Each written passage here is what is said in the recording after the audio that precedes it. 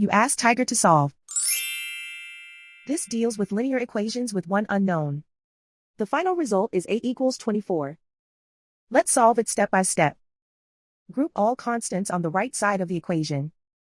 Add 10 to both sides. Simplify the arithmetic.